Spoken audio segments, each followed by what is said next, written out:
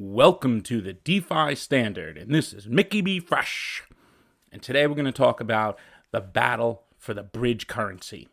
This is going on behind the scenes right now, and it's been going on for the past couple years. And I'm going to break it down with some actual transcript of David Schwartz speaking to the IMF only a few months ago about how a global single reserve currency is a pipe dream, and a basket of fiat backing currency he calls a pipe dream. So I want to separate the confusion that's going on, I see in some of the community, between thinking that this multi-currency CBDC has anything to do with XRP. They're completely different solutions here. And the multi-currency CBDC, a report was just put out by the Bank of International Settlements, and that is different than XRP. And we're going to go through a bunch of screenshots here in this video from David Schwartz talking about why that multi-currency global reserve single currency is a pipe dream and why it won't be used, and how he argues that XRP and interoperability protocols is the answer. So let's dive right into it. And I'm not a financial advisor. All right, so this is what the BIS just recently put out, which is the Bank for International Settlements, a multi-CBDC arrangement and the future of cross-border payments. So what they're trying to do here is combine CBDCs together. Now, this might work in some regions of the world if it's just a little pocket of countries that get together to do this, but this will not work on a grand scale, and David Schwartz will explain that. So here's who he's talking to in his transcript. Now, I think this was over a Zoom call right after his surgery. I want to thank Rich and Tobias and also Barry and John for giving me the opportunity to speak today. These are all people from the IMS. So who is Tobias? Tobias Adrian is the financial counselor and director of the Monetary and Capital Markets Department of the International Monetary Fund. He leads the IMF's work on financial sector surveillance, monetary, and macroprudential policies. So he's one of the higher-ups at the IMF. And prior to joining the IMF, he was senior vice president of the Federal Reserve Bank of New York. So I think you know the kind of people that David Schwartz is talking to here. Now, don't mind my highlights. I get a little out of control with them sometimes, but I really want to point out certain things and not look over them, especially when there's so many words. So here we go. So David Schwartz, October 19th, 2020. So this is less than 6 months ago. And he explains how he's coming here. I'm not going to read everything word for word here because it is long and there's like 100 different lines of these here to the left. So we're going to go through it and I'm going to get to the good points. So what he's doing is talking about after he had surgery with his ankle. And just so everyone knows, David Schwartz is the CTO of Ripple and one of the founders. Not one of the founders, I apologize. One of the founders of the XRP Ledger, but not Ripple. Okay, so Ripple improves international payments for enterprise customers by building a modern, interoperable international payment and settlement system called RippleNet, based on blockchain technologies. Our ultimate goal we call the Internet of Value. Payments as easy as email for enterprises of all sizes and for consumers. In 8 years, we learned a lot about where the challenges are, and this is where he gets into it. And he says some great stuff in here, so stay tuned. I'm going to kind of breeze through what he says about CBDCs. So he says that CBDCs will really help with the last mile and first mile if they're connected to real-time payment settlement systems. So CBDCs alone, he says, won't solve the last mile. But if they're connected with really good payment systems that are interoperable with DLT technology like the XRP Ledger and others. So for example, like the PIX system, like Crypto Eddie was talking about in Brazil, and she did a great video on that, and I suggest that everyone should watch that because RippleNet is now integrated into that 24/7 365 payment system domestically into Brazil. So we need all these domestic nations to have these domestic settlement systems so that the CBDCs can still settle within their own countries. So just the CBDC alone, he's saying, won't do it. And you're going to need things like identity, he says, in here as well. Countries that don't modernize their domestic payment systems will not see the benefits of a revolution in payments. So he says it right there. And now we're going to move on. There's some great stuff in here. So he talks about interoperability. He goes, and he sarcastically says this multiple times.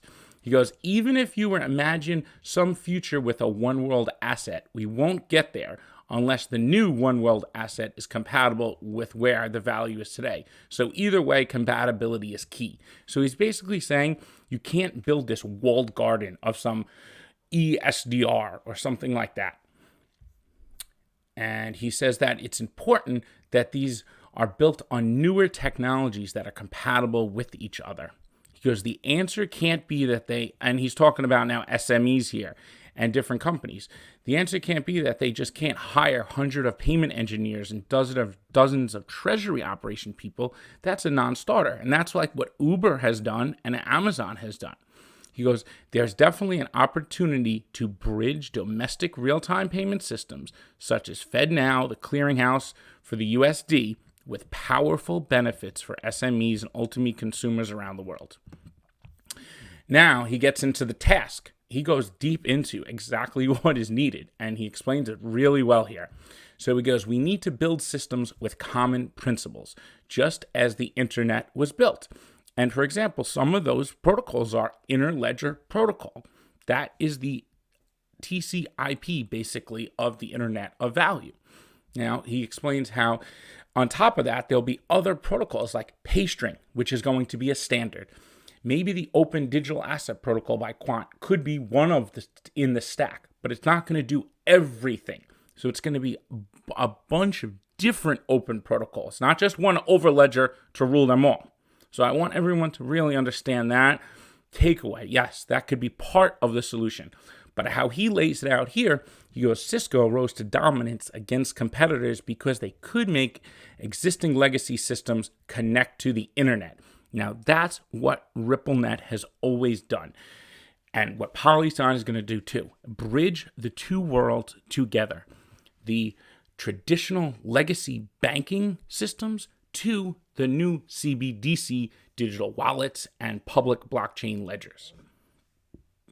He goes, we needed interoperability then, and we need it now. He goes, there's a huge mismatch today. It's walled garden after walled garden with very limited interoperability. Through a massive number of different specific limited interconnections, liquidity is spread out, and enterprises need to keep money across these systems. The result is high cost due to trapped funds and the need to pre-fund transactions often days in advance. Now, it's not the banks that are pre-funding. It's the corporate customers of these banks that have money tied up. So these SMEs and corporations are tying up all the monies. It's not necessarily the banks themselves. So I do want to clear that up with Nostro accounts. Sometimes we get confused. Okay, so now here he goes with the global stablecoin thing, and he really tears into it. So two problems we need to be mindful of. Stablecoins are always going to be tied to a single fiat currency. There probably is not going to be one winner at the end of the day. And there definitely won't be a single stablecoin or single fiat currency for that matter that everyone uses at any time soon. And now that kind of throws that whole global reserve currency that's going to be backed by gold and all this stuff right out the window. Because when we could do atomic settlement and automated market maker liquidity pools and all these other technologies and XRP as a bridge, why do you need to create this new global reserve currency? You don't need an actual currency. They really just need a new unit of account to have everything else traded against if the dollar is going to inflate. That's the real answer, I think. That's just throwing my own opinion in this. And now going back to David Schwartz. He goes, the U.S. dollar has been the world's reserve currency since Bretton Woods Agreement in 1944, and we've seen particularly this year that the status is weakening, and we can see that even further this year. All right, so now here's to the finale of what he has to say. Not the finale, but in the middle, it's the meat and potatoes. If each country issues their own CBDC or starts using stablecoins denominated in different regional currencies, we risk repeating this mistake yet again. We drastically need interoperability between these virtual currencies and between virtual currencies and traditional assets and systems. A CBDC, and here's a key part too, a CBDC by definition will carry the same capital controls, trade agreements, politics, etc., just as its corresponding fiat currency did. Again, countries are not going to want to deal with another country's capital controls. And now this comes back to how are you going to be able to create a multi-currency when that currency is included in that basket? And here's where he really just nails it, I think. A world currency issued by a world jurisdiction that everyone uses for everything is a pipe dream. Our choices seem to be obvious. The other part is cut off a little there, but he literally just said a one world currency that everyone uses is a pipe dream. And it's been a pipe dream for years.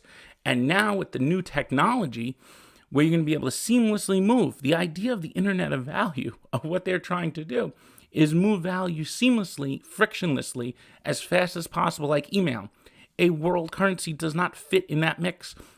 Maybe that was the plan years ago in 2010, 2011, after the financial crisis, but it's not the plan anymore. And even as they continue to do these tests, and they're going to continue to try to do something like the ESDR, but where's the liquidity going to come from? Who's going to use something with that unit of account? It's like they want to create a Libra, but for the IMF. And I think they're realizing that's not going to be possible. And the fact that he keeps bringing it up in this transcript means that it's an obvious thought of one of their ideas. And I still think that she's still trying to figure everything out on a global scale here. I don't think anything has been decided. And I am a strong believer in that. I don't think that it's set, like, oh, it's been decided already.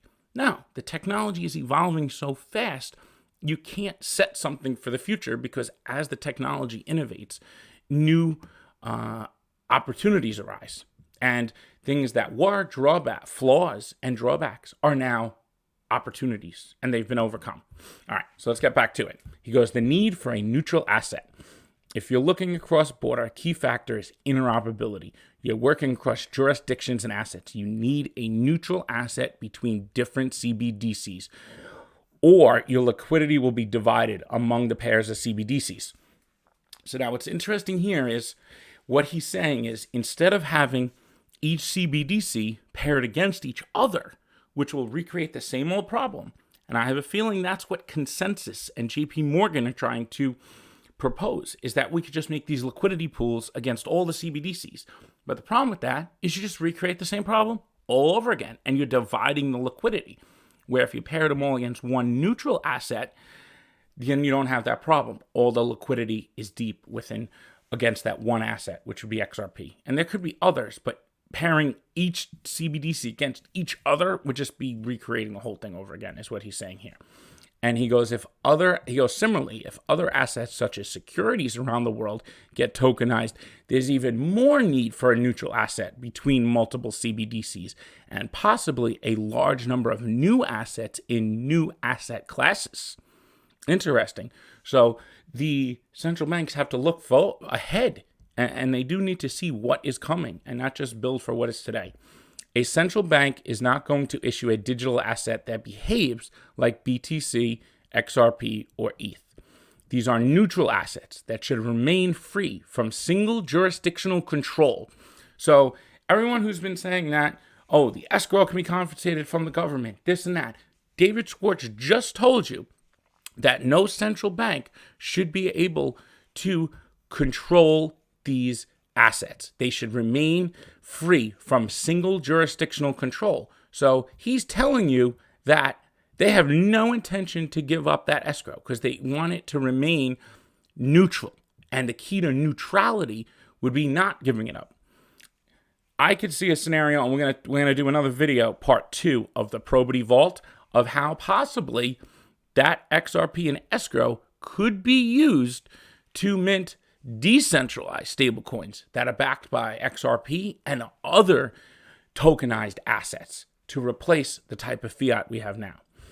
And that will be in a video coming in the next few days. CBDCs, let's back to David Schwartz here. CBDC are not going to usurp the role of a universal settlement assets. You need a neutral asset going in between CBDCs serving as a settlement asset across jurisdictions, accepted by all because everyone accepts that they can't get the whole world to use an asset they control. And so an asset nobody can control is better than one controlled by one of their geopolitical competitors. Think China, think US, think Euro, think Latin America, Middle East. Are they all going to agree? No. They might have their own little regionals that they agree on, but universally, there is no way they'll agree on a multi. And that's what he's saying here. You need something that nobody can control. So at some point, the central banks and BIS, they're not there yet, but after they keep doing these tests, and Ripple has built the whole modular architecture, all the protocols necessary, the Ripple Net Payment Network, the custody solution, the robustness of the XRP Ledger, the pay string, the global ID with identity, all those things are necessary to create a surrounding ecosystem for the neutral bridge asset. The neutral bridge asset can't do it alone. Yes, that is a key component, but it needs interledger with it. It needs other protocols and surrounding infrastructure to support that and to bridge to the traditional markets and to the crypto markets. And that's what they've been working on behind the scenes. So yes, XRP is one of the greatest digital assets, but alone, it just isn't just the asset that does it. The value is in the protocol and the supporting ecosystem of modular design. And he goes, almost nothing non-crypto interoperates with Bitcoin. We have recreated a newer version of the same walled garden problem. Instead of building an internet based on compatibility, we built one network and required everyone to join that network. And he's talking about Bitcoin and the problem that it created with its own walled garden. And everyone's just going to use Bitcoin. We know that's not going to happen. And DAI talks about that a lot. It's Bitcoin is going to be like digital gold, but it's not going to replace any currencies. It's not capable. So now he starts talking about the XRP Ledger. He goes, it can't just be one network. If there's one network at the hub, the network has to be built for that role with interoperability taking priority over everyone do things our way. It has to be based on bridges, not on walls. XRP and the XRP Ledger were built specifically for this kind of role. XRPL was purpose-built for transacting both the native neutral assets, XRP, and also issued assets to bridge to CBDCs, stablecoins, other payment networks, and other kinds of assets. XRPL has asset issuance built into the protocol. Issuance, authorization, payments, settlement, and exchange are all native operations with simple APIs. Issued assets can represent fiat currencies, securities, or anything else of fungible value that works like a currency. The XRP Ledger can't handle all the world's payments, and I'm not proposing a one network solution. That's totally unrealistic. People want different things and have different problems, but XRP can be the hub or the backbone that provides the fast international settlement piece. It won't solve the last mile problem, but it will help with the interoperability and concentrating liquidity so enterprises don't have to keep funds in every payment system. So he's saying right here in the middle part here, where I highlighted a little excessively, the asset issuances. Now, the private XRP ledger that they're proposing is still going to be able to do all this because it's going to need to connect to the public one.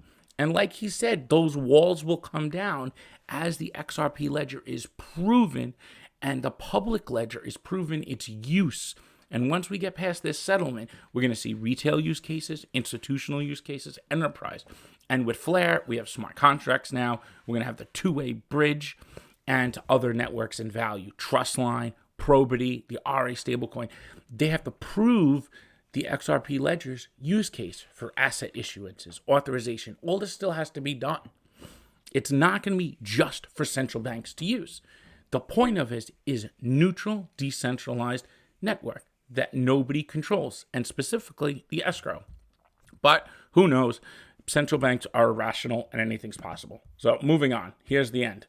Conclusion, he goes, just to repeat what I said at the very beginning, CBDCs can make domestic settlement more efficient. And that is very important. You can't have good international payments without good domestic settlement. But they are not enough by themselves, and expecting them to bring benefits to SMEs and end users is unrealistic unless we do a number of things. One of those things we discovered at Ripple is that you can give an enterprise a fantastic payment rail, and they will still be hesitant to push that benefit to their customers because it makes the less modern parts of their system seem worse or unacceptable. Very interesting there. It may be better to only provide payments that settle in 2 to 3 business days than to sometimes provide instant payments. People will now be more dissatisfied with the slower payments than they would if you didn't seduce them with the better experience they only sometimes get. To some extent, you have to do everything to do anything, but CBDCs can have a role to play. It just still leaves getting to and from the end users and interoperability across jurisdictions and different fiats. So there it is from David Schwartz. He's saying that a one world currency of like an ESDR is a pipe dream and that you do need the interoperability, and how CBDCs are part of the solution that Ripple has been building for all these years. And on-demand liquidity is just in its, maybe second or third phase of what they're building there. Once we get that regulatory clarity, which can come from Congress, once we get past this lawsuit and this settlement and just get XRP out of the mix as being even considered an unregistered security, that will give us a bump and we'll see more ODL use from that. But then the next stage up will be when we get a full regulatory framework from the U.S. Congress or from a global entity like that. And now one thing that's interesting with Flare and the XRP Ledger that's going to play a role in regulations, and we're going to talk about this in the live stream at 9 p.m., is that nodes on, say, Ethereum and Bitcoin, you can't choose. They just verify transactions. With the XRP Ledger, all of the validator nodes are known. Who's validating those? And also, in Flare, institutions will be able to choose their own UNLs on who validates their transactions. So if regulations do come down that say the verification of transactions have to be done by an entity in this jurisdiction, it can comply with regulations. And that's the difference with permission systems and fully permissionless. XRP Ledger is kind of like a hybrid there because it has its own validator and people's own UNL list. People say that's centralized. But as long as you could verify that all those validators are running the same software, there's nothing malicious they could do. They just put the transactions in order and then just validate them. That's all they do. As long as they're running the software, it runs autonomously. These networks are autonomous. It's not like somebody's behind the computer verifying a transaction with a button and saying, should I verify it or should I not? No, the XRP Ledger software just does it automatically. And that's how it's designed to do. It's just verifying that they're all running the right software, their right IP address, the servers are up and running, and they're maintainable. So that's much better than putting up all this proof of stake and putting up all this value and wasting it. That might work in some networks, but it does not work for payments. It's like, imagine if you had to send an email and you had to put up value to just send that email that it would get through to the ISP or internet service provider. That's not going to work. So this is why what Stellar, the XRP Ledger, and Flare are doing are unique because they don't use the native token value. And a lot of people will call that centralized, but it's actually the exact opposite. They're going to end up being more decentralized than the other networks. And once again, I'm just going to say it here. There is a difference between XRP. XRP is not going to be backed by anything. The whole thing that he says here is it has to be a neutral asset, a neutral bridge asset with no counterparty, no capital controls, no trade agreements. If you add any type of backing to it, it ruins all that. So we need to really let that go. It's so important to the vision of what's being built here with XRP and crypto and DLT in general, that there's no counterparty. So please, there's going to be no gold backing it, okay? XRP could be combined with tokenized gold, though, as collateral to back some type of decentralized stablecoin like RA in the Probity Vault, though. So yes, tokenized gold does play a role, and we might need a new unit of account. But a single global reserve currency at this stage with the technology, as David Schwartz says, is a pipe dream. So I'll leave everyone off with that. I'm Mickey B. Fresh, and I'm out.